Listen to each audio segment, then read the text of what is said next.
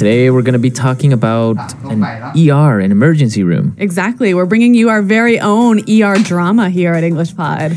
Yeah, doctor shows are very popular with people, medical terms and all that stuff. Yeah, so we're going to teach you some words that you might hear commonly in medical shows on TV or in movies. This is really common language in television. Or even at a hospital, right? Well, yeah, but let's hope our listeners don't have to face this. Okay, so let's preview some words in vocabulary preview.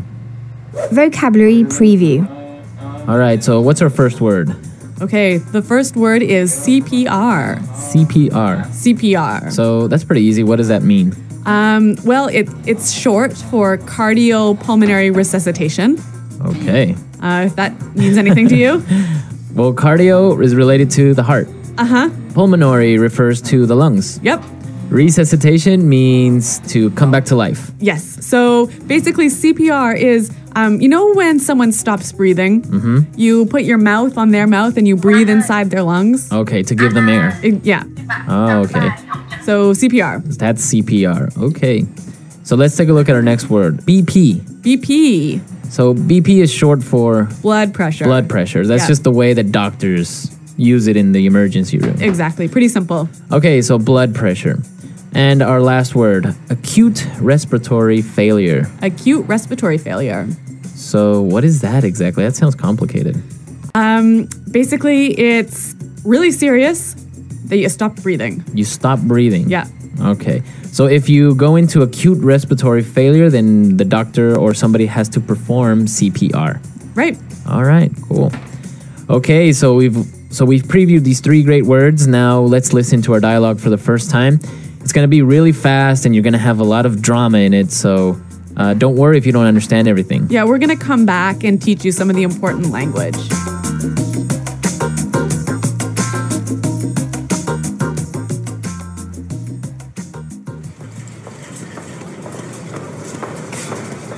Help! Are you a doctor? My poor little Frankie has just stopped breathing. Oh my gosh, help me. I tried to perform CPR, but I don't know if I could get any air into his lungs. Oh, Frankie. Helen, get him hooked up to a monitor. Somebody page Dr. Hauser. Get the patient to hold still. I can't get a pulse. Okay, he's on the monitor. His BP's falling. He's flatlining. No! Frankie! Doctor, do something! Someone get her out of here. Get me the defibrillator. Okay, clear? Again, clear? Come on, damn it, I'm not letting go of you. Clear! I got a pulse? Okay, what's happening? Patient is in acute respiratory failure. I think we're going to have to intubate. All right, tubes in. Bag him. Somebody give him 10 cc's shot of adrenaline. Let's go. People, move, move.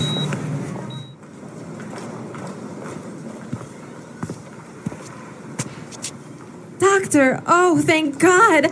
How is he? We've managed to stabilize Frankie, but he's not out of the woods yet. He's still in critical condition. We're moving him to intensive care, but...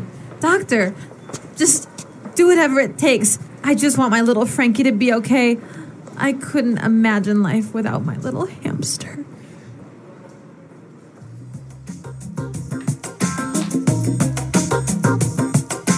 Wow, so much drama over a little hamster. Yeah, a little pet, hey? A little pet, the little hamster. Well, you know what? I can relate to this owner, and I'm going to tell you a little bit more about that later. Yeah, I know you have a really good story about this. Yeah, but in the meantime, let's look at some great language in Language Takeaway. Language takeaway. All right, so let's take a look at our first word. Intubate. Intubate. Intubate. Intubate. So this is a medical procedure. Exactly. When a patient can't breathe properly, sometimes the doctor takes a long tube and puts it into their mouth and down their pipes, I guess, down their breathing tube. Right. So that they can breathe better. Okay, so that's to intubate. Yes. Okay, so once they've intubated the patient, they start to bag him. Yeah, bag him. Bag him. Bag him. Does that mean they like put a bag over the person's head or something? No. So there's a bag attached to this intubation tube, and you squeeze it to put air into the lungs. Okay, so you squeeze this bag and it puts air through the tube. I think this is just medical slang. Yeah, I guess backhand. Yeah, but you hear it all the time on TV, so it's Right. important our listeners know it. Okay. Let's look at our next word. Critical condition. Critical condition. Critical condition. The patient's in critical condition. This condition means it's serious. Right. If a patient is in critical condition, they're either really, really hurt or really, really sick, and they could die pretty soon. Okay. So you don't want to be in critical condition. No. Let's take a look at our next word. Stabilize. Stabilize. Stabilize. Stabilize. So when the doctors stabilize a patient, they take that patient out of danger. Exactly. When a patient is stabilized, they probably won't die in 5 minutes. Okay. But they could still be really sick. They could be in critical condition, right? But it's under control. Exactly. Okay. Yeah. Stabilize. Let's look at our last word. ICU. ICU. ICU. Intensive care unit. Okay, that's what it means. Intensive care unit. Yep. So that's the place where patients who are in critical condition are taken. Right. So what's the difference between an ICU and a regular room? Well, I don't know. I've never been in one. But I think like patients are monitored regularly. And I think there's, maybe there are more nurses and fewer patients. There's just a higher level of care. A higher level of care. Yeah. Okay. Okay, so it's time for us to listen to our dialogue again. Now try to catch all of these medical terms that we've just talked about, and then we'll come back and explain a few phrases. Help! Are you a doctor? My poor little Frankie has just stopped breathing. Oh my gosh, help me. I tried to perform CPR, but I don't know if I could get any air into his lungs. Oh, Frankie. Ellen, get him hooked up to a monitor. Somebody page Dr. Hauser. Get the patient to hold still. I can't get a pulse. Okay, he's on the monitor. His BP's falling. He's flatlining. No! Frankie! Doctor, do something! Someone get her out of here. Get me the defibrillator. Okay, clear? Again, clear? Come on, damn it, I'm not letting go of you. Clear! I've got a pulse. Okay, what's happening? The patient is in acute respiratory failure. I think we're going to have to intubate. All right, tubes in. Bag him. Somebody give him 10 cc's shot of adrenaline. Let's go. People, move, move. Doctor, oh, thank God. How is he? We've managed to stabilize Frankie, but he's not out of the woods yet. He's still in critical condition. We're moving him to intensive care, but... Doctor, just do whatever it takes. I just want my little Frankie to be okay. I couldn't imagine life without my little hamster.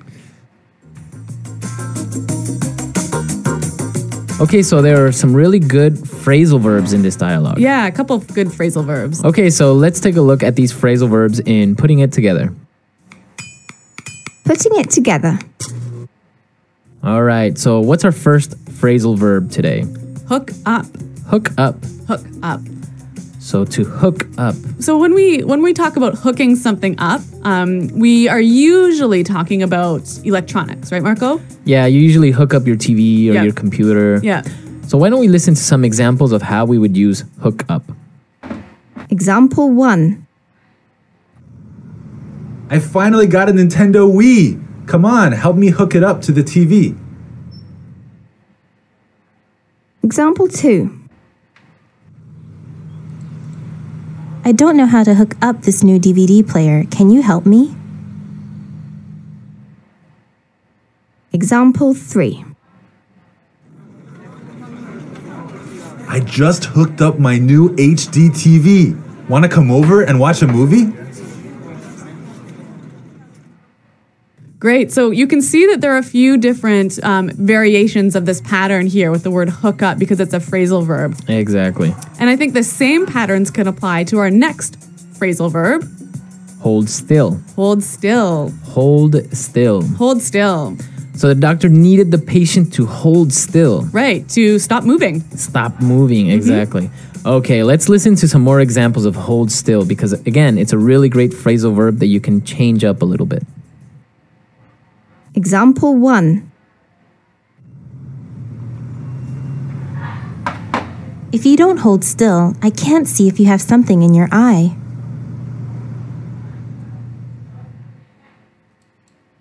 Example 2. Hold still while she cuts your hair, or else she might make a mistake.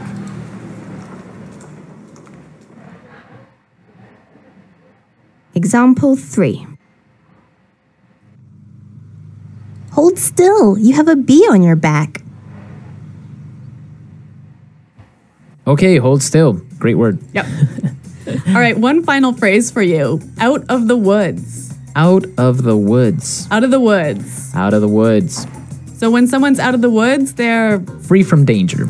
safe. Okay, safe. Yeah. I guess it's kind of a saying. Yeah. Like, I'm out of the woods. Yeah. I'm Yeah. free. I'm safe. I guess there are two variants of this phrase. We can say, I'm out of the woods, or we're out of the woods, or I guess we're not out of the woods yet. Yep. So, okay. Out of the woods. Mm-hmm. Okay, so now it's time for us to listen to our dialogue again. And when we come back, Eric is going to tell us about her ER story.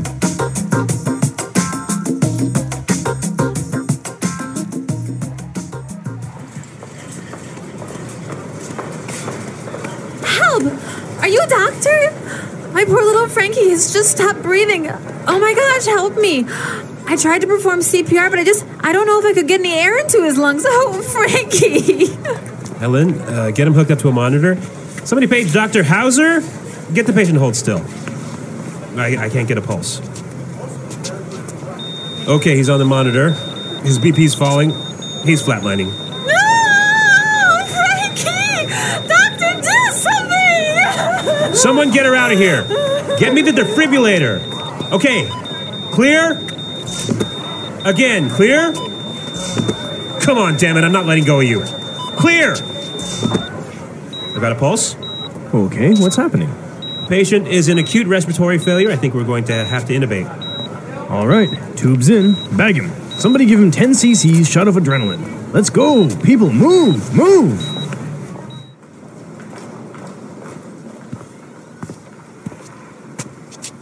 Doctor, oh, thank God. How is he?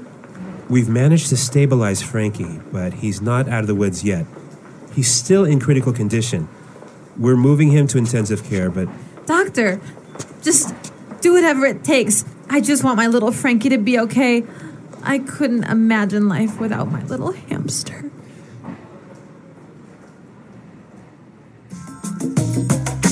Okay, Erica, so what happened? What emergency did you have? Well, it was with my cat. Your cat. Yes. I had some people over for dinner, and it was maybe 1:30 in the morning, and I went downstairs to let them out and show them where the taxis were. And then I came up, and I saw that the cat was gone. And it turned out that the cat fell out of the window. Fell out of the window. Yeah. All right, but our listeners have to know, what story or what floor do you live on? The 20th floor. The 20th. Yeah. So this is really dangerous, right? That's really high up. Yeah. So I went outside and I was calling for my cat and I was like, Mr. Finn, where are you? How did you know he fell out? I just knew. Yeah? Yeah. Mother's instinct. I guess so. And so he was calling back to me, and so I picked him up and brought him to the house, and we had to bring him to the vet, and it was 2:30, 3 in the morning at this time, and the vet was like not very happy that we woke him up out of bed. But that was a really good emergency, though. Yeah. So anyway, we brought him to the vet. He was in critical condition for a couple of days, and then we had to keep him in the vet's ICU for about a week. He broke his back. He broke two of his legs. Wow. Yeah, and so he was in the hospital for 3 weeks, and then at home on bed rest for another 3 weeks. Wow. But now he's good as new. Good as new. Yeah. He used up one of his 7 lives. Yes. 9 lives. Nine. Yeah. I think maybe 8 of his 9 8. lives. He's only got 1 left. Yeah. Wow, that's an interesting story. I guess that's the inspiration under this dialogue. Exactly. Sometimes we Anglos really treat our cats and our hamsters and our dogs like they're our children. Yeah. No, that's good. Yeah. Well, I'm glad Mr. Finn is okay and he's walking and good as new. Yep, good as new. So maybe our users have some stories about their pets Yes. being taken to the hospital. I want to hear. Yeah, that should be interesting. I've never had a pet actually break a leg or anything, so don't have any pet stories this time, but we want to hear what you think. So come to englishpod.com, leave all your questions and comments and your stories. Yes. And we'll be there to answer them. Well, guys, thanks for listening, and until next time, Goodbye. goodbye.